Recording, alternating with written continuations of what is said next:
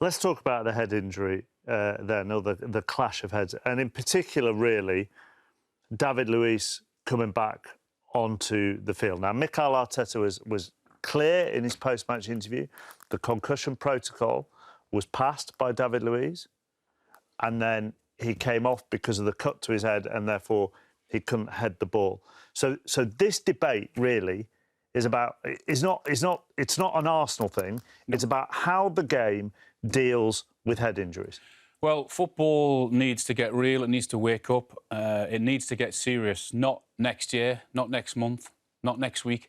Now. We're talking about life and death here, and players' career ending. It's just not acceptable. It's been going on for far, far too long. We're on about trialling the concussion substitution. What's to trial about it? Why isn't it in now? It's been going on for years, this. We've been having meeting after meeting after meeting. Why do they need to trial it next year? Just do it. It's not acceptable. Well, I have two quotes here. FIFA's concussion expert group has said the protection of players is its main goal and that a clear and uniform approach is needed. They added, clear scientific and football-based feedback will be collected to enable IFAB, FIFA and the expert groups to evaluate the impact of these trials and make appropriate recommendations.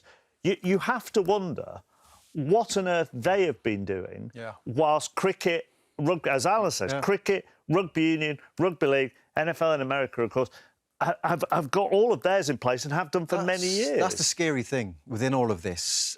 It shouldn't be a football thing. It should be a sport thing. You know, we're dealing with human beings that are putting themselves in situations like today that can be very scary, and you can find yourself in a lot of trouble. And for the protocols, the correct protocols, not to be within our sport, within football, when they're in every other sport, makes no sense to me. And as Al said, what are we waiting for?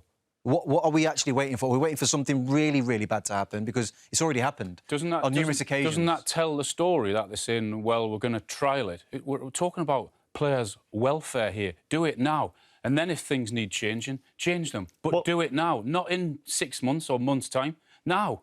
The Deputy Chief Executive of the brain injury charity Headway said there's been meeting after meeting and proposal after proposal about head injury substitutions for so many years, and here we are at the end of 2020 and still nothing has happened. It can't be that hard, surely, to go, right, no. You have an injury like that, you go down the tunnel, there is whatever your concussion protocol is, the doctors check you out, Rob Holding comes on whilst you're down the tunnel, and then if you're all right again, OK, you come back on. That's what would happen in union or league. Football's protocols allows someone who's got to cut that deep, that it's seeping through a bandage that has just been put on. Then he has to go off again 20 minutes later because he's not right, because he can't come on and head the ball. And football's protocols allow that. Also important to say that the medical team at Arsenal have got experience with Irish Rugby Union and the British and Irish Lions, so might well have treated it differently if they'd be working in a different code compared to whatever football's code is. We don't know that, but it's not like they haven't had experience of other sports. That's what I'm saying. It's not acceptable. Thanks for checking out the BBC Sport YouTube channel. Remember to give this video a like and make sure you subscribe and hit the bell button so you never miss an upload. See you soon.